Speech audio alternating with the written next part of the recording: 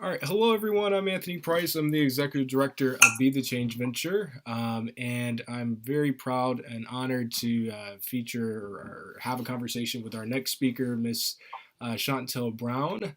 Thank you so much. Is it Councilwoman Brown, County Councilwoman Brown? What do you prefer? County councilwoman, councilwoman, Okay. chair, whatever it's easiest for you to remember. I always say, and I appreciate first and foremost the opportunity in you and asking because I know it's a respect thing. But I'm Shontel. I'm comfortable. I'm Shontel now, Shontel then, and I'll always be Shontel. So Great. I don't get really hung up in titles. So. Got it. Okay. Well, I'll say this: Miss Shontel Brown is the county councilwoman for District 9 of Cuyahoga County in the state of Ohio. For those that are watching that are not in Ohio, just to kind of give her a brief introduction, prior to her position, she served as city councilwoman for a small suburb here in Ohio called Warrensville Heights. And she was a leader of a printing company, printing and promotions company, helping small businesses with their marketing needs. What's the name of the company, by the way? Diversified Digital Solutions. It's been severely neglected of my role as an elected official. So. Got it. But some of your priorities as county councilwoman and as a public servant is advocating for the needs of seniors and youth, working to establish health and human service policies, integrating economic development, promoting job opportunities. I mean, you're doing really great things for us all.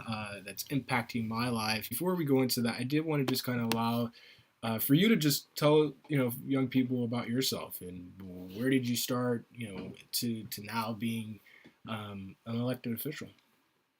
Well, I started probably something that you may or may not remember, but there was an earthquake tragedy that happened in Japan, and all of these people were struggling, and it did some horrific damage, and it just put me in a state of mind of what would happen in our community if a tragedy struck, and where would we go in an emergency situation. And so it resulted in me going to my city council meeting to confirm what I thought would be the nearest school or the nearest civic center to where I live, because I'm surrounded by senior citizens and retirees, and they treat me like their own grandchild, their own child. And so I was always thinking of others in that way. Like, I know I could be able to potentially save myself, but how do I help get the more elderly people to shelter?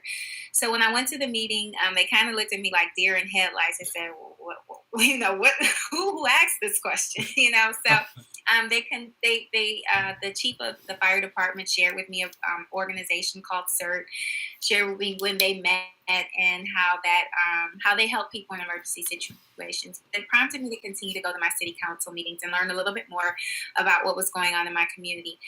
And so my particular ward, he would say every meeting, all is well in Ward 5. And all was good, but it certainly was starting to decline a little. And there's an expression that you might be familiar with called be the change you seek, be the change you want to be. And so rather than complain or talk about, what he should or shouldn't be doing, I stepped out and took a giant leap of faith, and I decided to run for public office. But it wasn't without having had some conversations with people that I know, love, trust, and respect. And my significant other at the time, my parents, even friends, and my pastor, as well as a friend who is now the mayor of Warrensville Heights, Mayor Sellers, reached out to him, and the consensus was the same. And it was, I think you'd be good, Shontel. But Mayor Sellers said the one thing that stuck with me, and he was like, nobody knows you. So you're going to have to work really hard. Yeah. And I've never been afraid of hard work. And so I did exactly what he said. I worked hard. I introduced myself to my neighbors all around the community, knocked on doors, made some very, very long-lasting friendships in the process. And election day came, the polls closed, and I was down by 6 votes. Wow. And I actually thought I lost the race, but I was okay because, as I indicated, I'm a child of faith. I trust God's infinite wisdom for my life, and so I wasn't really defeated or upset or discouraged by it. But I had made up my mind that was probably the last time I was going to run for Oh, office. So, but the more seasoned people who have been involved in politics a lot longer than I had, they said, well, it's not quite over. And I'm like, well, what do you mean it's not over? Well, there's this thing called provisional ballots. And if you don't know anything about provisional ballots are used if, let's say they're used in a couple instances. Let's say you decide you want to vote by mail. And so you get your absentee ballot sent home, but come election day, you haven't mailed it back. You don't want to drop it off at the Board of Elections. So you'll say, I'm just going to run into my local polling location and cast my ballot. Well, they're going to see that you pulled a ballot. So they don't want people voting twice. And so what they'll do is have you vote provisionally. Sometimes they'll use a provisional ballot if you've moved and haven't updated your mailing address. So they'll give you a provisional ballot. So again, it's a mechanism in place to make sure people aren't duplicating their votes, but to also ensure that everyone gets their fair chance to vote in their proper community. So in my particular race, there were 23, and there were 3 of us on the ballot, right? Wow. So it could easily turn things around. As a matter of fact, it did. And that's why I'm probably one of the greatest advocates when it comes to voting, because every vote literally does count. I ended up winning by 7. Wow. And as amazing. a faith, right? As a child of faith, 7 represents perfection, completion, and God. And so I said, if I was going to trust them on the losing side, I most certainly better trust them on the winning side. And so, and I'm convinced to this day, the Lord knew I was not going to run despite how close it was. So he was like, okay, I got to help this one along a little bit. So that is how I became a city councilwoman. And the story for county council is a lot different. I was asked to run for county council, but it was an interesting journey. I had attended a meeting with an organization called United Pastors of Mission. And they said, well, we'd like you to consider running for, at the time, State Senator Nita Turner was running for Secretary of State. And they thought it would be a good idea for me to run for her Senate seat. And I disagreed.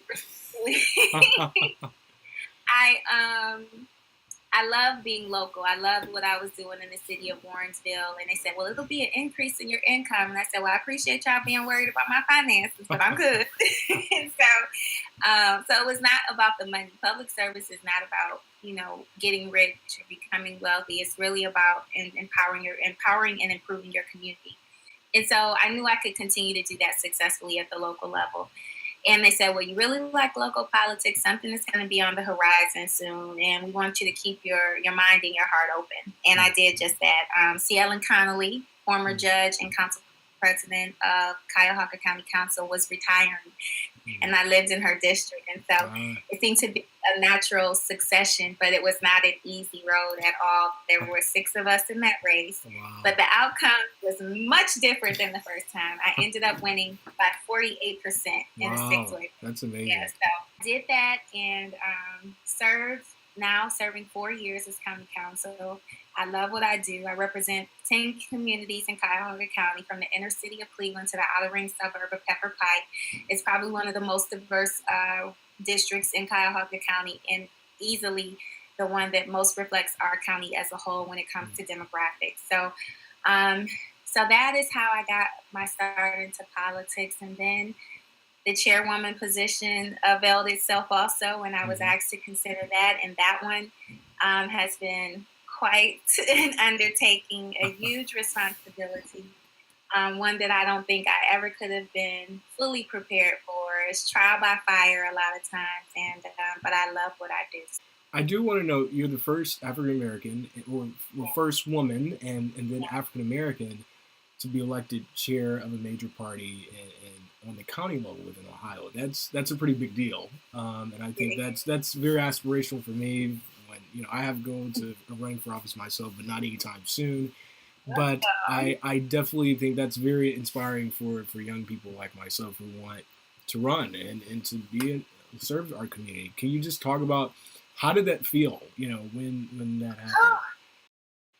It's still surreal. I don't think I've quite fully grasped the magnitude of it all.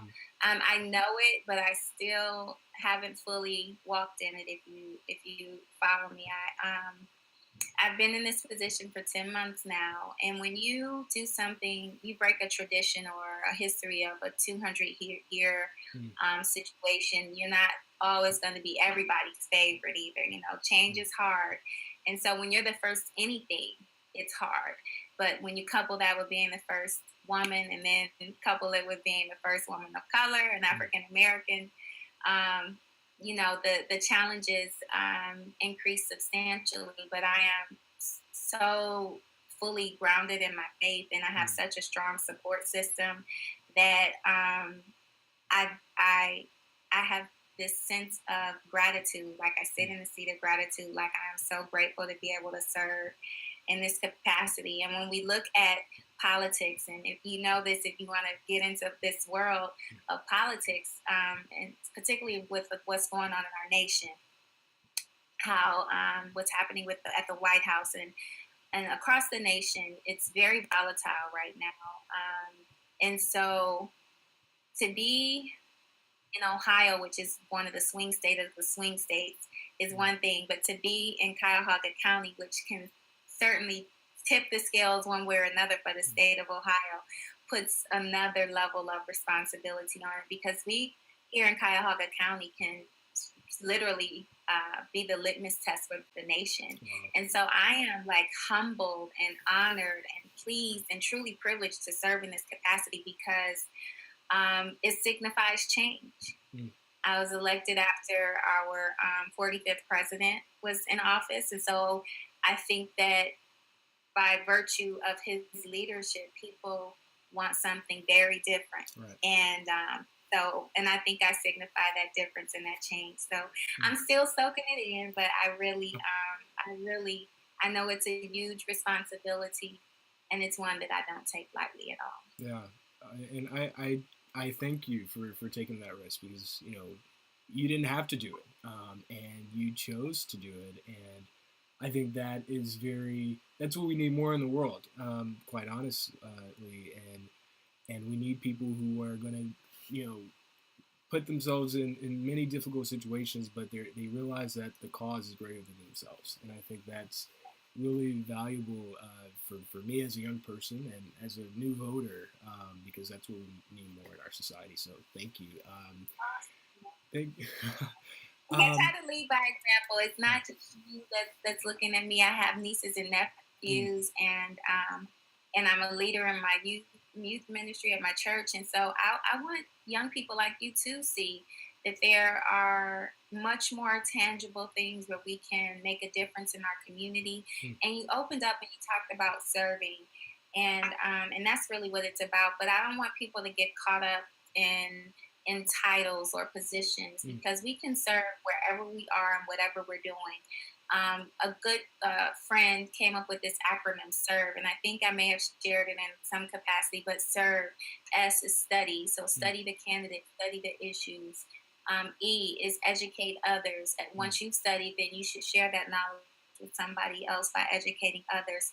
R, register to vote. If you're old enough to register to vote, mm. register to vote. And if you're not old enough to register to vote, register people that are old Yeah, enough to vote. yeah, And then B, vote and volunteer. If you can't vote, then volunteer, or you can do both. mm, And then the final E is to be engaged, to yeah, remain engaged in the process. After you're done voting, the job isn't over. You have a duty and a responsibility to remain engaged in the process. So that is the acronym for SERVE, and that's something that I've adopted as a personal kind of model or creed to live my life by. yeah. And I want to go into that. So you talked a little bit about like uh, serving. I mean, or engaging, communicating, helping others. What do you think are some of the most important skills to have to serve?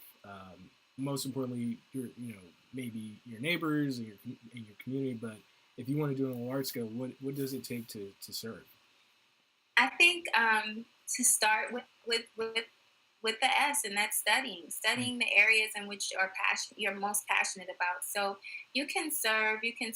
Like I'm a voter advocate, but if your passion is something else, mm, then study that thing that you are most passionate about. Become the most knowledgeable you can about that particular subject matter so that you can educate and enlighten others so that mm, they too have an appreciation or understand the value in what you are so passionate about. So the willingness to do the work, to study, I think is important in public service, because it's easy to share, to like, and I'm not discounting those things. It's easy to take a knee. It's easy to protest, because that doesn't require much of us. But to be able to articulate what you want to see in criminal justice reform, and why, and how it's impacting others, and how you can get other people to support your cause because you've engaged them, you've educated them on what it means, beyond just a catchphrase of criminal justice reform or sensible gun laws. Study it, know that, why bump stocks are bad, or, why we don't need AR-15s in our neighborhoods, or why we need to change our bail bond system for criminal justice reform, the cycle that causes, people to lose their jobs, eventually lose their homes. So being educated on the subject matter, it doesn't require you to go to college. The smartphones are for more than selfies, I like to say to our young people. You can Google a lot of things, even how to get on Hangout. Yeah. Of course. Everyone can learn. Yeah, so we're all capable, and that's to your point. Everyone can learn, and not just that, everyone can learn from anyone. So don't we shouldn't put barriers up between people because of their age or their culture or their ethnicity. I think we all have something valuable to offer to this world, no matter who we are. We were created to be a contributor to the whole, and so I would just encourage people to keep open minds, and even if they don't agree with you, I think we become so focused on ourselves and our own personal missions, and if you don't, it's all or nothing. It's been an all or nothing kind of attitude. We can't have everything, and we don't want anything at all, and that's not how the world works. We have to be willing to collaborate and compromise, and so that would probably be my second recommendation when it comes to serving. You got to be open enough and willing enough to work with people, even when you disagree. Yeah, I also hear from what you're saying is having empathy too. Yes. I think that's I think that's very interesting, and one thing that I've how I was raised. My mom raised me to always treat people with respect. Your mom, she's doing well, but she raised me and said, whatever you do today is going to be a reflection of your tomorrow. So whatever the input that you put in today and the way you treat people is going to impact how your tomorrow looks. And so I know that's something that you have to do on a daily basis, to empathize, regardless if you're a public servant or not. But what are some ways that you show empathy or empathize with those problems that people are facing?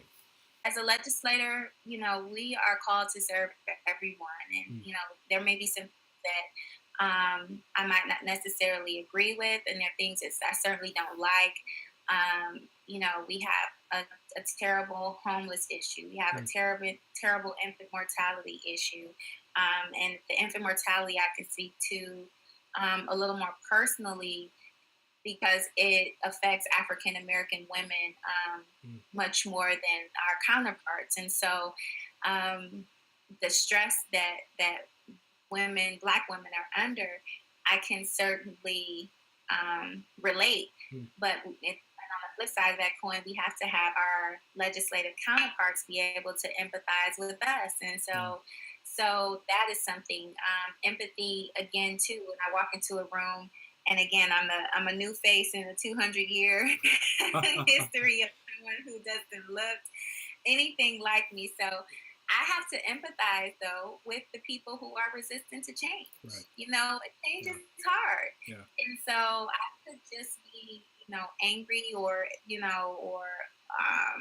authoritarian and say I'm the leader and you have to follow me. But I empathize with, my white male counterparts who, aren't accustomed to having maybe a Black woman in leadership. And so, so empathy, goes in every aspect of our lives. And so we just have to be cognizant about what other people are feeling. And oftentimes, we speak about moms. A lot of times the way people feel about us or you, or how people feel about some other people, is more reflective of themselves versus you Yeah. or Yeah, me, that's true. so it's more, but yeah, it's more about them. And so there's a saying, what you think about me is in my business. But in public service, I do have to have some consideration of what my constituents think about me. So that's easy. That's easy to say in the general world, but I do. The takeaway from that is that Mm, it's something. It's more reflective of the person that mm, has those feelings than it is of you as an individual, especially if they've never met you or never had a mm, chance to have a conversation with you and they've got a preconceived idea about who you are or what you represent. So yeah. you have to again remove those barriers and have an open mind and open heart. Yeah. I think one thing that my team and I of recent high school graduates and college students, when we go out to high schools, it's so hard for young people to share their story or to speak up or have a voice. And I know when I was in high school, at some point I didn't think I had or my voice mattered. What can you say to Hmm. young people um, who want to share their voice but want to make sure that people actually hear it? The body. If you think Mm, about our bodies, every organ, every part of the body is important. mm. But if you've ever stubbed your pinky toe, All the it time. hurts. It does. It's small. You might not think a whole lot of it, Yeah. but when you stub it, it Mm-hmm. matters and it makes a difference. So I would equate people who maybe feel like they don't have a voice. You are the pinky toe. You have as much power Mm. in Yeah. the body as the rest of the organs and parts Yeah. because when you activate what it is that your nerves are connected to, you Mm. have a voice, you have a power. So don't shy away. And the other thing that I would tell you is that never feel like you don't deserve to be where you are. If you Mm. didn't deserve it, then God wouldn't have put you there. Right. Right. I've never been in a room or a place where I felt like I don't belong here. Mm. I belong Yeah. in every room, Yeah. every setting Yeah. that I go to. And if I have something stirring in my spirit that needs to be said, then I will say it. But you Yeah. say it, it's not what you say, it's how you say it. So you have Exactly. to deliver it with decorum and respect. But you are important and your voice Mm. matters. You are Yeah. the pinky toe. Just think about that. Because if something happens to that pinky toe, Yeah. you like, oh It Lord, affects I the don't know whole what's going body. on. Right. It sends a lot of pain through Yeah. your body. So that's what I would say. I hope that Yeah. makes sense and No, is I helpful. appreciate that. And for now, I'm gonna make sure I be cautious with my pinky toe not to hit it. Because it definitely changes your whole mood once you damage it or hit it Yes, on something. yes. But I do want to, before we go, what can young people do now? You know, whether they're in high school, let's say they not assuming everyone's going to go to college, but at some point they're going to have to get a job or they want to be successful and accomplish their dreams. What can they do? And then how can they continue to give back to the community that, helped shaped who they are and made them the individual that they are today? Can do now, especially like I said, my passion and my advocacy right now, my ministry is all about voting. Like, and Mm, so I would just encourage people that are old enough to vote to make sure you are pushing that narrative and pushing that responsibility. It's not just a responsibility and the right, but we have to look at it as an obligation and a duty. mm, Um, we are culturally very um, we we adore entertainers and sports in our society, mm, and we will rally behind those things with everything that we have. Our beloved Cavs here in Cleveland, Ohio, we get behind them 100%. And I love the Cavs, so don't hear me wrong. But we have likewise. to be as right. We have to be as deliberate about our democracy, as purposeful about our politics, as Mm, intentional about the issues in our community. So, mm, um, I know it's hard to make the connection in a short time frame like this, but everything comes back to government and politics, no matter what it is that you're doing. Our ability to have this communication freely mm, is a courtesy of our FCC. right. Um, Right. the clothes on our back. They have to be shipped and approved by, a corporation, a federal corporation. When we take our trash out, that's a city function. Our police, it's a city function. The roads that we drive and walk on every day, every aspect of our lives comes back to politics. So I know as young people, you probably think, oh, it can be so boring sometimes. Not you, you know better. But to other youth that might not be as engaged and understand the value and connection, I would challenge you to learn your elected officials, who they are and what they do and how they impact your life, and to encourage people to vote in every single election. Elections are not every 4 years during the presidential. They're twice a year, every year. You have a primary and a general in most election years. And so I want people to get conditioned to be able to vote, to be voting in every single election. So I would challenge you to do that. As far as your dreams and your goals and whatever it is that you want to pursue it with everything you have. Again, study whatever it is, that thing you're passionate about, become the best at it. Don't look for the money to come on the front end, and recognize the blessings from the work that you're doing. It might not be financial. You might be blessed with an opportunity to be put in contact with people and places that can put you in places that you might not expect to be. So that is something that I would also encourage, is don't make everything about money or material things, but about really creating a sense of character and making a difference. Yeah. Well, on that note, I think that is very important, making a difference, and you're making a difference whether or not you realize it, all for the world, because it starts locally and starts in communities like mine and yours that you're living in, and now you have a responsibility as elected officials to make sure so many lives are being taken care of and impacted for the better. So thank you so much for letting us have this conversation, and for so many young people to learn about the work that you're doing, and to, maybe this is an inspiration for them, if to say, hey, I'm going to be like Shontel Brown, one day. Yeah. Well, there's a lot. There's room for more. So I welcome you all. We need more young people. So come. Yes. The doors are open. We welcome you. I want to work with you. Yes. So thank you for having me. I appreciate the time. Of course.